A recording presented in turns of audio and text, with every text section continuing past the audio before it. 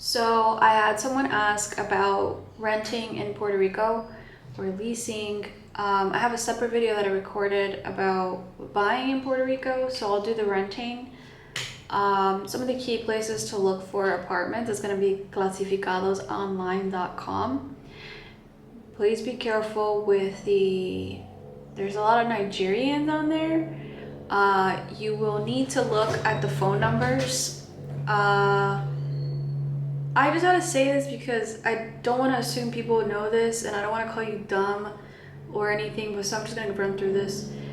Do not, so if the phone number starts with anything other than 787, it's not a Puerto Rico number. Run that area code through, find out if it's a weird, very far away country area code. It should be 787 if it's a Puerto Rican number.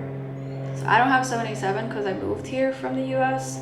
I still have my New York area code, but at least if it's a New York area code, you could check it and see like maybe this person moved here from New York, but Puerto Ricans, 787. And I think there's another Puerto Rican area code, but I'll find out. But rule of thumb, check the area code, make sure it's not Nigerian or weird or a scam.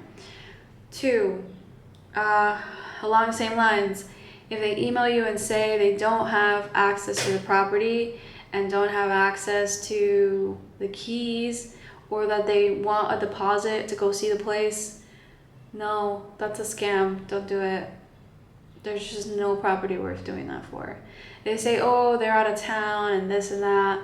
You can drive by and like check it out from the outside. No, they're setting you up. I'm not even kidding. I wish I was. Like, this is real life stuff that I experienced firsthand.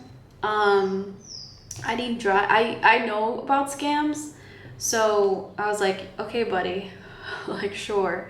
They're like, send me your social security number and like send me this, send me that, send me your birth certificate. I don't know. No. The simple process is you call them, they pick up, you go to the apartment, you like it, you sign a lease. There's nothing different. If you work remote, you have to prove that you're allowed to work remote. So if you work remote, sneakily move to Puerto Rico and you need to sign a lease, keep that in mind. They're gonna ask you for a letter that proves that says you're allowed to work remote. That's for most. For buying my house, same thing. So keep that in mind. And what else? Rent is not as cheap as people think it is, unless you're gonna go somewhere in el campo, somewhere deep, somewhere like not near things. Obviously cheaper than like major cities like New York, San Diego, Seattle, Miami. Like, that's considerably lower cost of living, but food is not cheaper. If anything, it's more expensive for certain items. Yeah, so renting, that would be my tip. Clasificados is your go-to, and then I have some contacts that I could send to you. So if you're interested, message me, email me, and I can connect you with some agents that I find reputable and that I know personally, and I can help you out that way. But first would be clasificados, and then what else can I say? Check the place, check that it's not moldy. I was stuck in a moldy apartment, and I will tell you who not to go to. So this was like Tropical Coast Properties rented an apartment to me in Rincon. It had, and I believe still has, black mold. They refused to allow me to leave, break the contract, or rectify the issue. They were telling me to just throw Clorox at it. And that's as much as I'll say about that situation. I ended up leaving, I think, a month before the lease broke. I was trying to be good about it. And so didn't get my deposit back, and they claimed I destroyed the apartment. Some craziness. But I do not recommend Tropical Coast Properties. I would actually alert you to stay away from them. There are many shady transactions that I've heard about from this company besides my own experience. That's all I'll say. And that's just as much as I could say. But just a warning, one, not to let, if you're looking on the west side, they're primarily in the west side and Rincon and Mayagüez, like that's their little corner.